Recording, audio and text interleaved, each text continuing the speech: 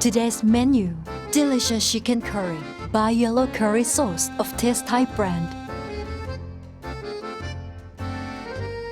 The ingredients are coconut milk, chicken or any other meat of your choice, potatoes, onions, and the Taste Thai yellow curry paste.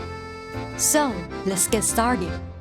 First, use medium heat to stir fry 100 grams of yellow curry paste with 2 tablespoons of vegetable oil. Then add 480 milliliters of coconut milk.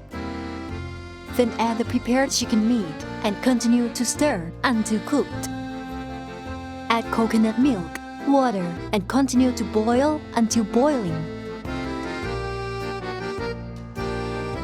Then add potatoes and onions. Continue to boil until the vegetables are tender. Adding a little more flavor with palm sugar. That's all. Our curry is ready to be served. Served in a cup and eaten while hot, paired with steamed rice, is very delicious.